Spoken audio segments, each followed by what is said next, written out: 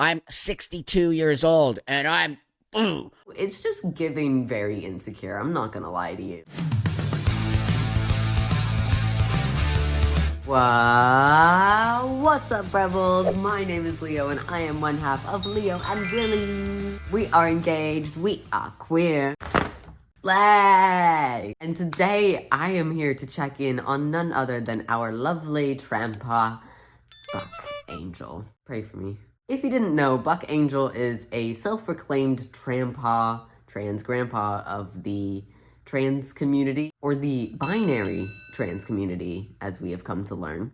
And today I thought it would just be fun to check in on what he's up to, see what kind of chaos is brewing over on his channel, and react to it. So that's what we're here to do, besties. And without further ado, let's get into it. Gay agenda, gay agenda, gay agenda, gay agenda. Welcome back to my channel. Today we are going to talk about trans kids, transgender affirming care, puberty blockers, crazy wingnut doctors who are experimenting on kids, and trans parents. I'm also going to throw in something at the end, so make sure you stay.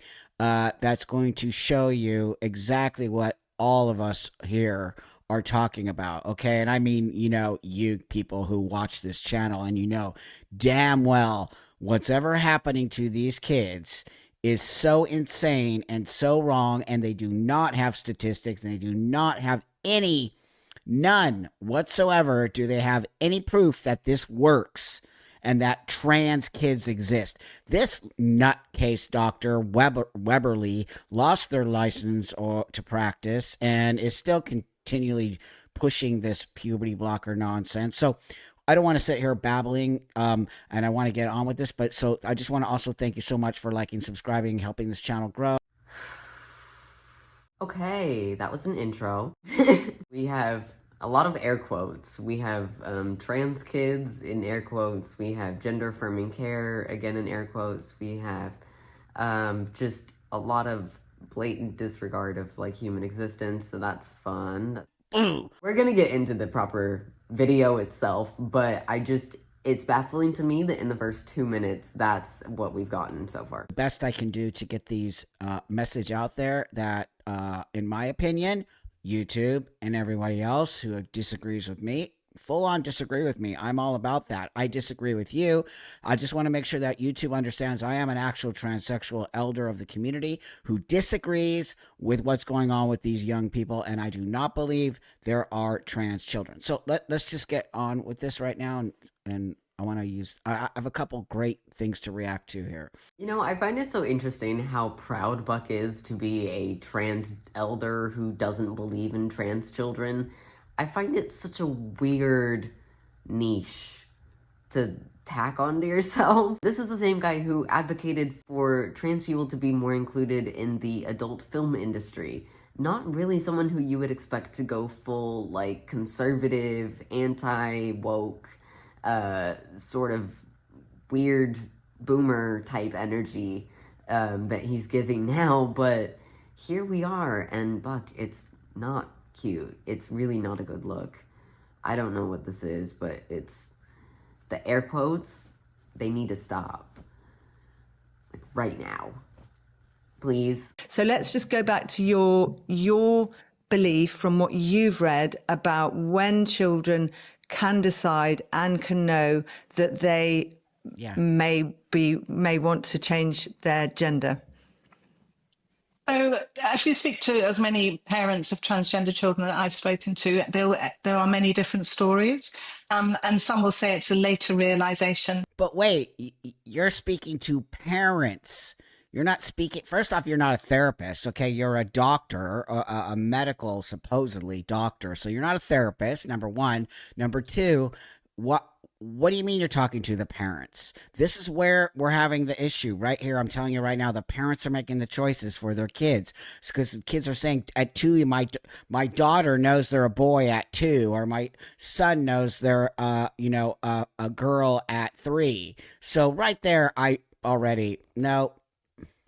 Maybe they kind of knew something was always a bit. The parent kind of already knew there was something a bit. Oh my God. Different, something was up, but they just Oh my thought, is God. my kid going to be gay, or what is it? Oh my And that's God. when the language comes in, maybe 11 or 12. And there are many parents who will say that as soon as my toddler was able to. Toddler, I told you. Toddler. Sorry, I'm sorry. I'm sorry. Self-identify in any way, like recognize My toddler self-ID'd. himself in a mirror, or I understand that they were a separate human being to other human beings. That's that awareness of yourself, that they were very early on saying, I don't know why you're putting me in the boy queue because I'm a girl.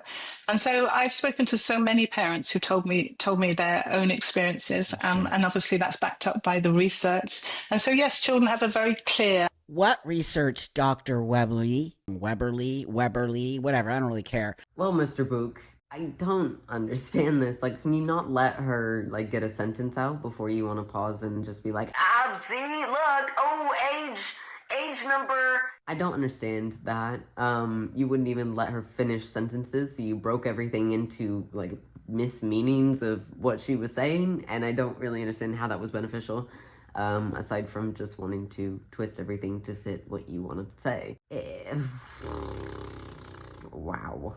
I find it really interesting how a lot of, like, strictly binary trans people have for a long time used the narrative of, like, I'm a real trans person because I've had dysphoria from, like, as long as I can remember, or, I've always known that I was this. And because I've always known, that means that I'm valid, right? And they've, like, commonly been seen to invalidate people who identify with their transness later on in life because they didn't have the milestones of dysphoria that are typically seen in people who identify with their gender and figure out that they're trans at a younger age. So I find it really interesting that we go from that and using that sort of ruling to criticize people to then flipping that completely on its head and saying, no, you're not actually capable of having gender dysphoria, of identifying with a gender outside of your assigned sex at birth if you're a child. So how can we have these two things make sense? How can we have these two things exist at the same time? Did you know that you were trans from day one, or were you just a like mindless person until the day that you turned 18, and then all of a sudden you opened your mind to the possibility of trans identity and you were like, yep, that's me. I got my 18-year-old trans approval. I don't get it. How is this supposed to work? What age do you think they do?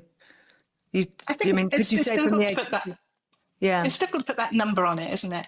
I think, that age when a child looks in the mirror and understands that what's looking back at them is themselves, that sense of awareness. What? And then you put that child in. Has this person ever been around children? What child, a toddler, looks in the mirror and gets a sense of themselves? Oh my God.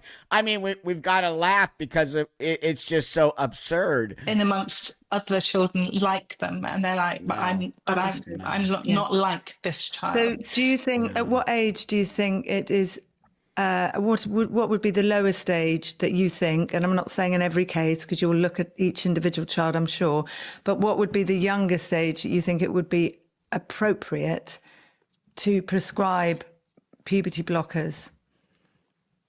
Well, you see, you've answered your own question. Puberty starts at a different age for every single child. True. You don't need puberty blockers until puberty has started. So 8, whatever 9, age puberty, it could be 8 or 9. What is the youngest? a puberty blocker blocks puberty. So the best time to give a puberty blocker to a child that's clear in their identity is when puberty starts. Yeah, which could be 8 or 9, which is the scariest thing I've ever heard of. Actually, giving an 8 or 9.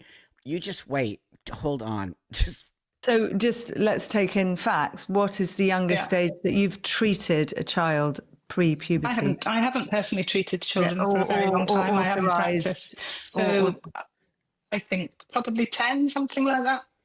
Personally. And just talk about your, we'll talk about puberty blockers first because we're on that subject. But there are concerns that they could cause long-term risks. I know that you might have other ideas, that it disrupts the natural alignment of mental, physical and social development. It could lead to permanent infertility, loss of sexual function, and there is a risk of bone health. And of course, we haven't had decades of work on this, but so what would be your concerns around that? My concerns around that are that how come we've been perfectly able to prescribe the exact same puberty blocker for cisgender children for years and years for precocious puberty, for exactly the same indication to stop puberty? How come we're not worried about the risk of those effects that you talk about, which actually aren't true? Okay, first off, wait a minute. You just went all off the deep end, Dr. Weberly. First off, precocious puberty is not the same thing. That is actually just puberty that's ahead of its time. For an actual girl who's maybe 6 years old, who is growing huge breasts, and that is not okay. So all they do is slow it down. I personally don't even really understand if that is going to really hurt the child in the long run, right? Should we let are we doing that for the mental capacity of the child, or is it more worth just letting her peers catch up with her? And is it really worse to give the child this medication? And now you are actually saying that a trans kid is the same as a precocious puberty kid. They're two separate things. You are giving puberty blockers to a quote unquote trans kid because you think this child knows who they are and wants to be a boy, so you're blocking puberty when there's nothing wrong with this child. Literally nothing wrong. They're going through completely normal puberty. Isn't the same true for the kid that you're using as an example here? If a child is going through puberty naturally at an early age, what's wrong with them? You're dancing along a line of obviously it's put in for a reason. If cisgender children are utilizing puberty blockers when they experience, early age onset puberty, if they're starting to, develop at an age that just doesn't align with their peers or their capacity or something along those lines, I think it is beneficial for a child to be allowed the option of remaining a child and, not going through puberty at that age if that's something that's not going to work out well for them. And if they're given a little bit more time to just grow up a little bit. And is that not what you want for transgender kids or kids who are identifying in ways that they don't align with their birth sex? Don't you want them to have a bit of time to figure things out, to, speak to therapists, speak to gender therapists specifically, child psychologists, get education, get, therapy, get professional help, and learn what is going on with this child. Is this child trans? Is this a, early sign of gender dysphoria? Is this something else? Is this temporary? Is this long-term? There are ways to assess that. And puberty blockers give you the timeline to do that. So what's wrong with that? I don't understand why you're against this. It's such a weird trope of being so anti-puberty blockers when they're not new. They're not new at all. And they're treated in this context specifically when we talk about trans children. The topic of puberty blockers, it's spoken about by people like Buck Angel like it's this experimental new drug that we're just blindly giving to children as lab rats. It's not like that. That's not happening. I don't understand how ridiculous, that's so dumb. How do you think that that's happening? It's just not.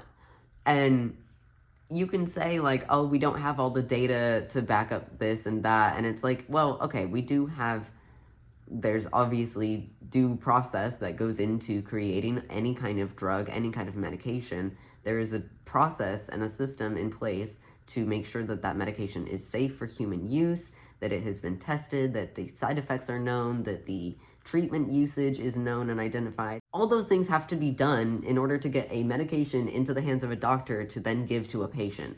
So I don't get why the conversation tends to switch to this whole, like, they're experimenting on our kids and stuff, when it's like, well, no, that's not what happens. That's not how the medical field works. If you would take any book, just any book about the medical field and how a medicine is made, or just, like, I don't know, watch a crash course on YouTube, it'll probably tell you they have to approve it and make sure that it's safe for use. We could have a debate as to whether transgender children exist or not, and they do exist, No, they absolutely. don't. But No. every single transgender child in this country from now on will have to go through puberty, just in case all of that list that you gave. I want to remind all you out there, I went through puberty. I'm 62 years old, and I'm strong, I'm focused, I am so healthy, and I've been 30-something years on testosterone, okay? So don't you dare even try that, lady. I would debate this lady out of her panties, okay? Don't you dare ever say that. That is not true. Every child needs to go through puberty, whether you think so or not. 100% they need to do that.